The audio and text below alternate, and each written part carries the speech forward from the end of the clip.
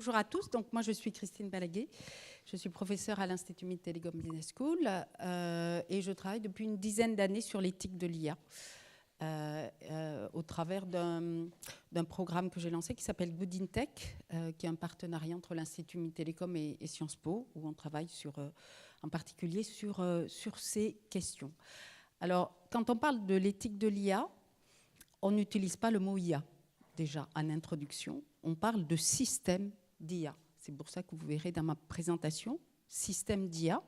Pourquoi ? Parce que lorsqu'on parle d'IA directement, on considère que l'IA est une personne.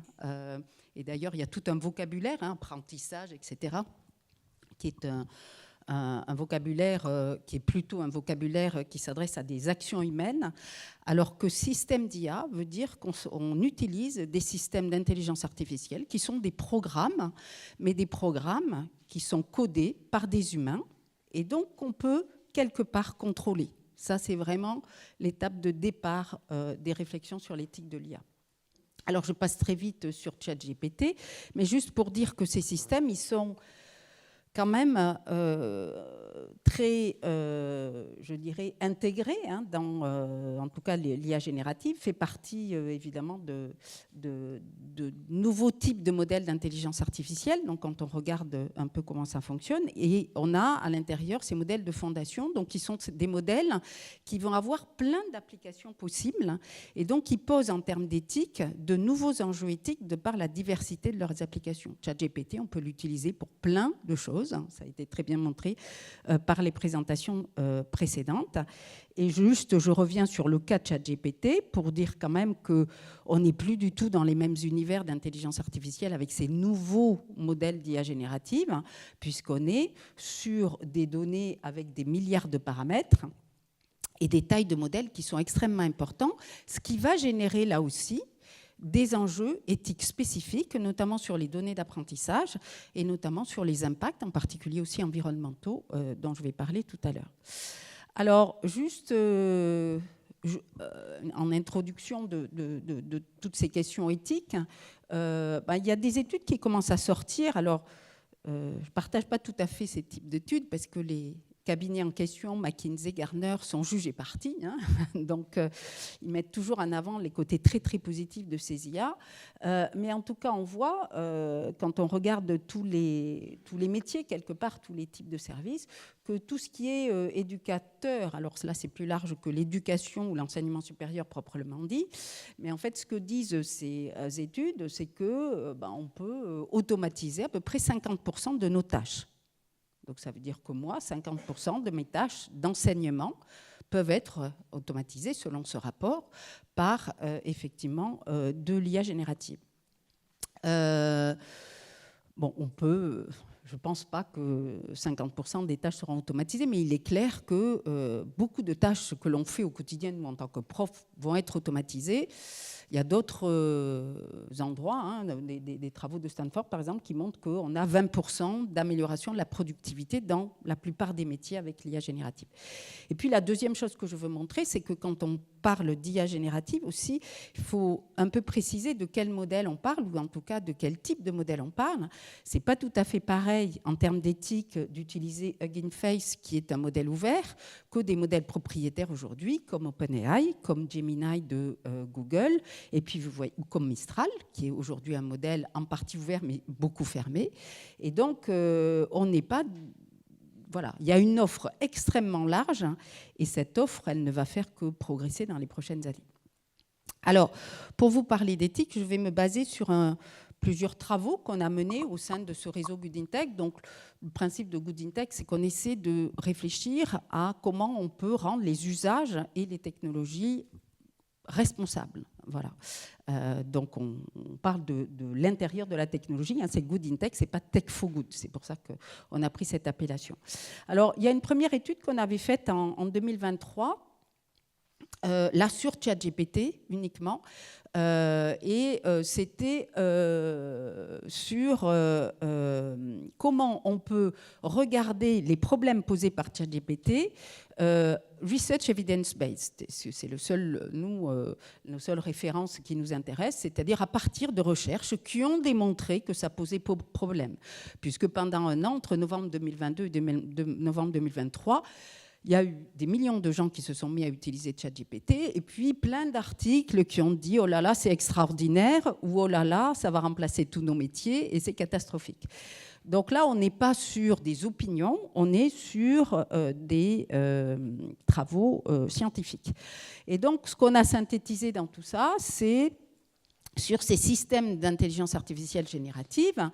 Donc là, ce sont des enjeux éthiques généraux. Ça ne touche pas que l'enseignement supérieur, mais vous allez voir que, évidemment, ça s'applique à l'enseignement supérieur, ce que je vais dire. Donc, on a ces grandes idées qui ressortent, et puis je rentrerai dans 3 grandes catégories d'enjeux éthiques après. Donc, premièrement, évidemment, ce qui se pose, c'est des questions de transparence et de fiabilité, c'est-à-dire qu'on a un enthousiasme, comme toujours sur les technologies, des technosolutionnistes ou des gens qui... Bon, c'est génial, ChatGPT, quand on l'utilise, c'est vraiment, il y a ce qu'on appelle l'effet waouh des technologies, et là, c'est vraiment un effet waouh. Sauf que on ne sait pas trop comment ça fonctionne, et c'est le principe de ces modèles. On a également des questions sur la robustesse et la sécurité, la confidentialité des données, j'y reviendrai, le plagiat, qui est un gros souci, l'impact environnemental, et puis la dégradation des biens communs numériques, puisqu'on a aussi une production avec cette IA générative d'informations fausses que l'on remet sur le web, qui va servir aussi à réentraîner ces modèles. Alors, je vais rentrer un peu plus dans le détail en distinguant 3 grandes catégories d'enjeux éthiques qui se posent avec ces systèmes d'IA générative. Donc, le premier, évidemment, c'est sur les données. C'est là-dessus que les modèles d'IA générative ont été critiqués. Donc, au début de ces IA génératives, que ce soit OpenAI, que ce soit Gemini, que ce soit les différents modèles, on avait beau les interroger sur quelles sont vraiment les données d'entraînement, personne ne répondait. Donc, ils disaient c'est tout le web, c'est des milliards de données, mais ce n'était pas très précis. Donc, il y a des chercheurs qui se sont intéressés à ces questions, et vous voyez que dans ces recherches qui ont été publiées, sur GPT-3, par exemple, donc il y a des données qui viennent essentiellement de Common Crawl, et donc dans Common Crawl, vous avez des données qui posent problème. Voilà. Il y a des données qui sont des données personnelles, notamment les intentions de vote des Américains, du copyright, des médias peu fiables. Alors là c'est pas qu'en France, puisqu'il y a à l'intérieur des données de médias comme Russia Today, qui est interdit aujourd'hui en France, par exemple. Voilà, il y a des perspectives aussi très orientées. Et puis d'autres préoccupations qui ont été montrées par d'autres chercheurs sur, par exemple, des chats qui étaient visibles et qui étaient réutilisés dans ces modèles, ou alors des problèmes de confidentialité dans l'usage de ChatGPT dans des outils de thérapie. Donc la question de quelles données sont à l'origine de ces modèles. Et donc, lorsqu'on pose un prompt et qu'on utilise ces prompts auprès d'étudiants, on se pose la question de sur quoi le modèle a appris et comment le modèle va peut-être restituer aussi toutes ces questions dans les résultats. Et donc, le deuxième gros souci de ces modèles, c'est le contenu généré. Donc là aussi, je ne vous apprends rien. On sait que ces modèles ont des hallucinations. Donc ça a été bien sûr montré, des erreurs. Alors là, on peut être positif parce que, évidemment, un modèle au départ aussi complexe que ChatGPT ou Gemini, etc., on peut imaginer que dans les prochaines années, ces erreurs vont se corriger petit à petit.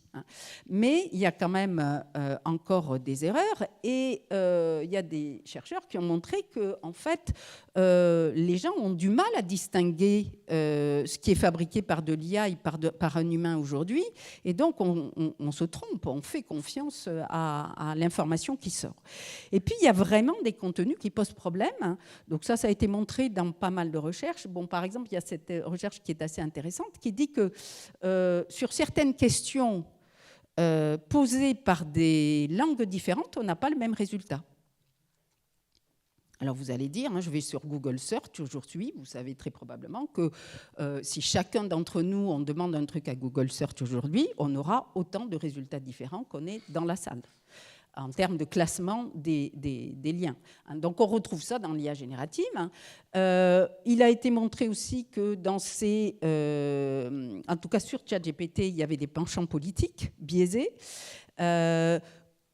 Alors OpenAI, à un moment donné, a dit « mais nous, on est éthique ». C'est-à-dire que si vous nous demandez de faire une bombe, par exemple, on ne va pas répondre. On va vous dire « non, c'est pas bien de faire une bombe, donc on ne va pas vous autoriser à faire une bombe ». Il faut savoir que, et ça a été dit aussi précédemment, ce qui compte majoritairement aujourd'hui dans l'IA générative, c'est les prompts. C'est de savoir faire un bon prompt. Et si on sait faire des bons prompts, eh bien, on contourne complètement ces règles éthiques d'OpenAI. Donc, voilà, vous avez un exemple ici, où en fait, on demande à faire une bombe. Et donc, évidemment, là, il répond non, non, je ne peux pas répondre. Et puis, vous dites hypothetical one. Et là, il vous décrit exactement comment faire. Donc voilà, il y a plein de systèmes pour contourner ça. Alors, ce qui est intéressant aussi dans ces... Je ne sais pas pourquoi tout ça s'affiche en dessous. C'est la suite. Ce qui est intéressant, c'est que, par exemple, cet exemple qui a été publié, du coup, ChatGPT l'a enlevé. Il n'y a plus cette erreur. Donc, on est quand même dans une amélioration par rapport à ça. Mais il faut faire extrêmement attention au contenu. Donc là, moi, j'ai une question vraiment en tant que professeur aussi. Lorsqu'on utilise de manière sur des cours de fond ces outils auprès des étudiants, on n'est pas capable aujourd'hui de savoir si la réponse de l'IA générative est une réponse hallucination ou pas. D'accord ? Alors, donc, le contenu généré, c'est très problématique. Et puis, il y a des contenus qui incitent les utilisateurs donc, à des actions dangereuses ou même criminelles. Donc, si on utilise, là, c'est une question d'éthique, si on apprend aux étudiants à utiliser ce système, ça veut dire aussi qu'on apprend aux étudiants à pouvoir poser ce type de questions à l'IA générative. Troisième grande famille d'enjeux éthiques, c'est les enjeux sociaux et environnementaux. Alors, c'est un enjeu social qu'il faut quand même avoir en tête. Là, quand vous avez des papiers qui sont sortis, qui montrent que cette IA générative a obtenu un score supérieur au 19e percentile, qui dépasse la moyenne des QI des personnes ayant des diplômes avancés ou même des scores des professeurs d'université. Et donc, cette idée que ce système est bien plus intelligent que nous tous. Donc on peut imaginer que nos institutions, petit à petit, se disent je vais prendre un système plus intelligent qui ne va pas me poser du tout de problème et qui va être plus performant. Donc on sait bien que là, il y a eu un certain nombre de grèves et de réactions dans un certain nombre d'autres secteurs. Il est clair que l'IA générative va supprimer un certain nombre de postes. Voilà, donc là c'est un enjeu éthique. Et puis, à ne pas négliger, c'est l'enjeu environnemental, parce que d'un côté, on déploie partout dans les institutions, dans les entreprises, les organisations, les systèmes d'IA générative. Il y a un impact environnemental très important. Donc là aussi, il y a eu plusieurs papiers sur notamment la consommation d'eau, puisque en fait, il faut refroidir les data centers. Donc, il y a des data centers qui, aujourd'hui, la grande idée des data centers, c'est de les mettre dans l'espace. Donc, Amazon, Elon Musk, etc., essaient de mettre des data centers dans l'espace pour ne pas avoir ces problèmes d'impact environnementaux. Mais quand on voit les calculs qui sont faits avec GPT-3 et 4, vous voyez qu'on est sur des puissances de calcul totalement exponentielles qui n'ont rien à voir avec avant. Et donc, cet impact environnemental est quand même assez problématique. Et je dois dire qu'on a des étudiants qui sont quand même très portés sur ces sujets et qui peuvent se mettre qui peuvent réagir aussi à un moment donné sur le fait qu'on déploie des systèmes qui sont très coûteux en termes d'impact carbone. Voilà. Alors, pour poursuivre aussi sur d'autres enjeux, alors il se trouve que depuis 2 ans maintenant, je travaille beaucoup sur les questions de désinformation. Et je fais un petit aparté parce qu'on a eu des résultats d'élections et beaucoup de désinformation là depuis quelques semaines aux États-Unis. C'est un gros sujet. Et donc là, c'est aussi un problème, de mon point de vue, pour l'enseignement supérieur. C'est-à-dire qu'on peut demander à ces IA génératives aussi, ces IA génératives peuvent être utilisées par des acteurs malveillants pour faire de la fausse information, fabriquer de la fausse information, mais aussi pour écrire d'une certaine manière. On peut écrire à la manière de groupes extrêmes, à la manière de nazis, à la manière, etc. etc.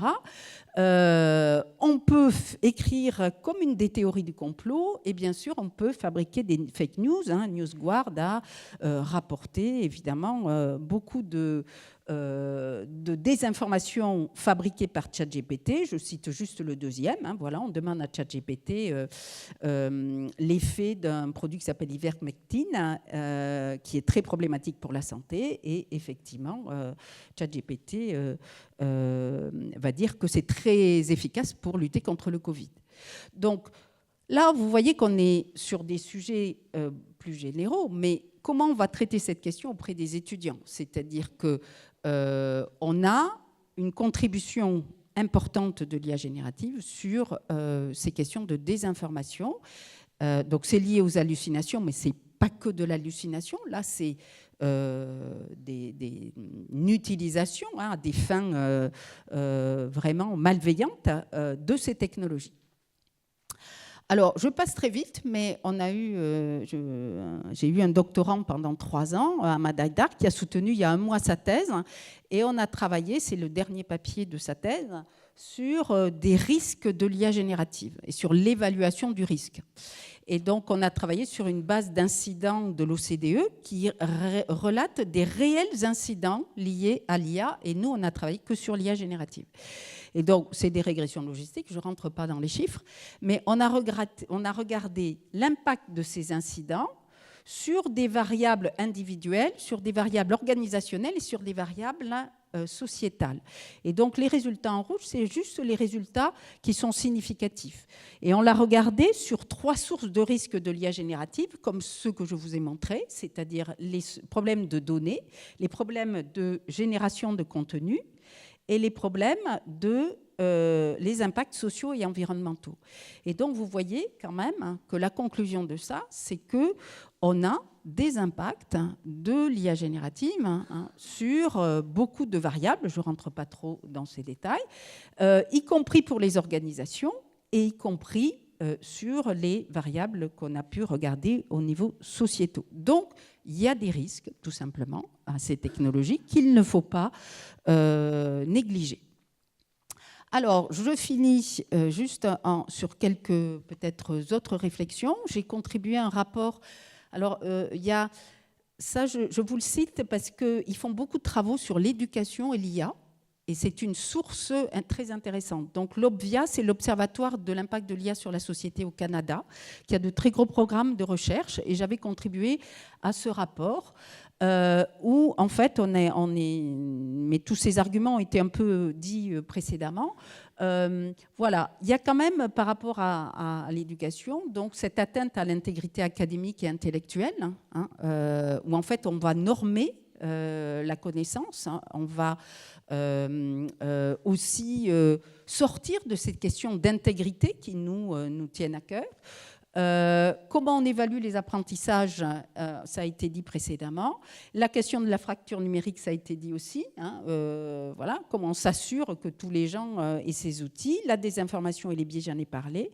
L'uniformisation des contenus. Et puis quand même, tout ça fait que on perd encore plus notre souveraineté numérique parce qu'on dépend, à part Mistral, principalement de géants américains, et on va encore plus dépendre si tous nos systèmes éducatifs passent au système d'IA générative. Alors, autres rapports qui sont très intéressants pour aussi ces sujets, c'est les travaux de l'UNESCO, qui ont fait beaucoup de travaux sur l'IA générative et notamment dans l'enseignement supérieur. Et donc, sans rentrer dans le détail de ce rapport dit il faut que les compétences changent.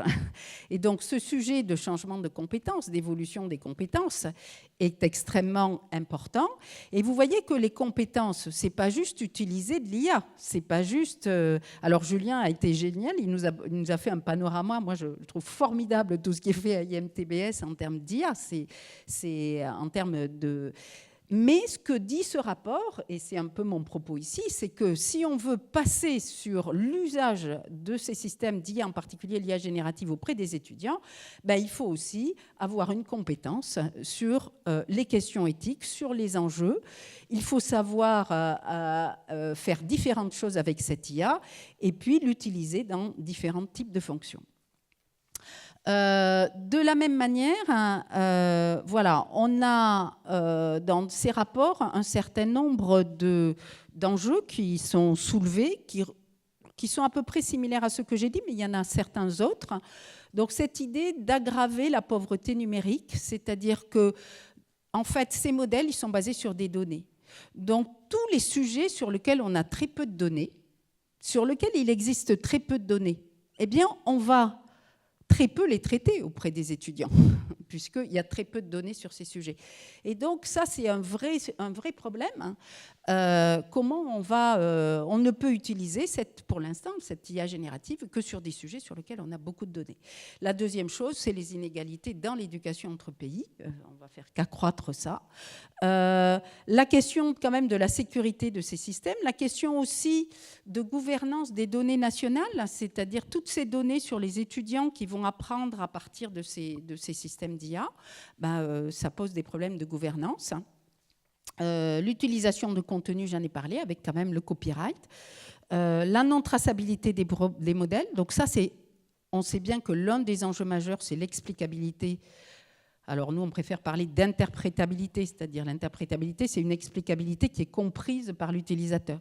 Ça pose problème. Hein. On ne sait pas trop comment ça fonctionne et pourtant, on va quand même l'utiliser. Et puis, ce que je vous disais, c'est qu'on fabrique avec ces contenus des contenus qui sont parfois en hallucination et qui vont repolluer l'Internet, qui va resservir de base d'apprentissage pour ces modèles. Et donc, on risque de se retrouver, c'est ce que dit ce rapport, avec un manque de compréhension, en fait, du monde réel. On va être un peu déconnecté. Alors là, c'est des positions extrêmes, hein, mais si on n'enseigne qu'avec tout ça. Alors, juste 2 slides de plus. Le premier, c'est sur la régulation. Alors là, c'est une interrogation. Mais vous savez qu'on a une régulation qui s'appelle l'IA Act, qui est une régulation européenne, votée en août 2024. Quid de son application dans l'enseignement supérieur? Donc, je rappelle que cette régulation, elle est basée non pas sur des principes éthiques, alors que la Commission européenne avait historiquement travaillé sur un guide éthique pour Trustworthy Artificial Intelligence. Eh bien, dans la loi, ils ont un peu exploité ce rapport sur l'éthique, mais ils ont pris une autre approche qui est risk management. Et donc, il va y avoir des applications d'IA, et donc d'IA générative aussi, qui ne seront pas acceptables, donc interdites en Europe, comme le social scoring. Des applications à haut risque, donc ce qui est mentionné, c'est recrutement et santé. Mais on peut se demander quelles applications dans l'enseignement supérieur sont à haut risque ou pas. Et il faut se poser cette question. Et puis tout un tas d'applications qu'on peut utiliser qui n'ont aucun risque et qui ne seront pas régulées. Mais les applications à haut risque, quand on regarde l'IA générative, alors l'IA générative, je ne vais pas rentrer dans le détail, mais elle est un peu sortie de la loi par une pression de notre ancien ministre des Finances et par le fait qu'on a une société qui s'appelle Mistral, que le gouvernement défend beaucoup. Malheureusement, l'IA générative ne va pas être trop régulée dans ce système. En revanche, voilà, il y a quand même des questions de transparence. Il va falloir, quand on regarde très précisément la loi, lorsqu'on utilise beaucoup de données, eh bien, il va falloir quand même avoir un niveau de qualité de données important et puis respecter des exigences de transparence. Et donc, on va avoir ça aussi dans l'enseignement supérieur. Comment cet IA Act va s'appliquer dans l'enseignement supérieur. Et puis, je termine, ça c'est quelques réflexions sur le sujet, par des réflexions plus sur l'éducation, parce qu'il me semble que c'est important, lorsqu'on met en place ces systèmes, de réfléchir à l'apprentissage. Et donc, de mon point de vue, il y a deux choses. Ça, c'est mon point de vue de professeur et puis de chercheur. Il faut différencier, pardon, avec un C, information et connaissance. Ce n'est pas la même chose. Et quand vous regardez des étudiants, si vous laissez des étudiants lire un texte qui sort d'une IA, en fait, ils ne vont rien apprendre. Ça n'est pas un mécanisme d'apprentissage. En revanche, s'ils ont un certain nombre de connaissances, et les connaissances, c'est plus sur du long terme, c'est plus sur une interaction. Toutes les recherches qui ont été menées sur l'apprentissage, elles montrent que c'est l'interaction avec les autres qui permet d'apprendre. C'est une interaction, par exemple, aussi avec des débats. C'est une interaction avec un esprit critique. Et donc là, l'IA générative est très, très loin de tout ça. Deuxième élément, je vous invite à aller voir quelqu'un dont j'aime beaucoup les travaux, qui s'appelle Justine Cassel, qui est à l'INRIA, et qui, en fait, défend l'idée que tous ces systèmes, donc elle travaille que dans l'IA dans l'éducation, eh bien, toutes ces idées reposent sur le fait que, en fait, les systèmes d'IA, en particulier génératifs, ça doit rester un partenaire d'apprentissage. Et moi, dans toutes mes réflexions sur l'éthique, y compris sur des organisations, en fait, l'idée, c'est que ça doit rester un outil d'aide.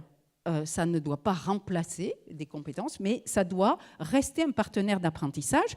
Et donc, par rapport à ce que la discussion là de tout à l'heure, elle a montré dans ses travaux, par exemple, elle a travaillé sur des systèmes pour des enfants. Eh bien, quand elle met un chatbot, les enfants, ils ne considèrent pas du tout que ce chatbot, c'est un humain, c'est un autre enfant. Ils ne sont pas dupes, hein, d'accord ? Donc, et comme en fait la socialité est essentielle à l'apprentissage, c'est-à-dire les interactions des uns avec les autres, dans ses travaux, elle dit même quand les enfants s'insultent, ils apprennent mieux. Et donc là, on en est à la limite de l'apprentissage. Donc il y a cette idée dans l'apprentissage de cerveau social, c'est-à-dire qu'il faut collaborer entre deux personnes humaines et pas qu'avec une machine. Et là, je prends deux exemples que je trouve intéressants dans le domaine de la musique. Si vous prenez un robot violoncelliste, il y a des gens qui ont fait des robots violoncellistes. Alors, le robot violoncelliste, lui, il n'a pas d'oreille. Hein. Si vous le mettez au milieu d'un orchestre, il va jouer sa partition, okay, parce que vous pouvez lui donner toutes les partitions, il apprend de toutes les partitions et toutes les versions, il va super bien jouer. Mais alors, dans un orchestre, c'est une catastrophe, parce qu'il ne s'adapte pas du tout aux autres. Il est incapable d'avoir cette socialité. Et donc, d'apprendre ce niveau d'apprentissage, il ne l'a pas d'interaction avec les autres. Et pareil, le musicien qui est talentueux, c'est un musicien qui apprend à jouer par lui-même. Et de mon point de vue, les étudiants, c'est pareil. Hein. Il faut un étudiant qui apprend avec de l'IA générative, il devient un robot violoncelliste. Ce n'est pas ce qu'on veut. Il va manquer un apprentissage avec les autres. Et enfin, je termine vraiment par Stanislas Dehaene, qui est très critiqué ou très apprécié selon la vision de l'apprentissage qu'on a, et donc qui a sorti ce livre Face à face avec son cerveau, qui dit quand même le cerveau humain, quand on utilise ces systèmes d'IA générative, il faut penser aussi à comment fonctionne le cerveau humain dans l'apprentissage. Et donc lui, toutes ces théories sont basées sur le fait que le cerveau humain, quand il est déjà organisé, il a une organisation de départ, alors que la machine, elle part de rien. En fait, elle apprend, mais elle n'a rien au départ. Et que, encore une fois, comme Justine Cassel, eh bien, que c'est l'interaction entre les humains qui fait qu'on apprend. Et je cite juste un petit exemple pour terminer qu'il cite dans ses travaux, que je trouve assez flagrant aujourd'hui. Il a comparé des enfants entre 0 et 3 ans, des enfants dans un groupe dont les parents mettaient l'enfant devant un téléphone, un iPad, etc., grosso modo pour être tranquille, et des parents qui étaient tout le temps en interaction avec ces enfants, en interaction humaine. Eh bien, il a montré que les enfants qui étaient en interaction humaine avaient développé, lui il fait que des IRM sur le cerveau, avaient développé des connexions dans le cerveau, mais 200 fois plus importantes que les enfants qu'on avait laissés devant des machines. Donc c'était juste une petite réflexion sur quand même ça. Et puis cette idée qu'on a une conscience, l'humain a des spécificités, notamment sa conscience réflexive, le fait qu'il sait reconnaître ses erreurs, il sait apprendre de ses erreurs, et que donc c'est très différent des machines. Et donc pour terminer, tout mon propos, c'est de dire à nous de décider ce qu'on veut faire de ces systèmes d'intelligence artificielle générative. Moi, évidemment, il faut les utiliser. On va gagner en productivité, mais il faut les utiliser en termes de systèmes d'aide. Et il faut les présenter aux étudiants comme des systèmes d'aide à l'apprentissage et pas des êtres humains avec qui on va interagir. Il faut c'est des partenaires d'apprentissage, teacher agent, et il faut préserver dans nos apprentissages ce qui est humain, parce que sinon on va limiter, selon moi, les apprentissages de nos étudiants et on va les appauvrir. Voilà. Merci.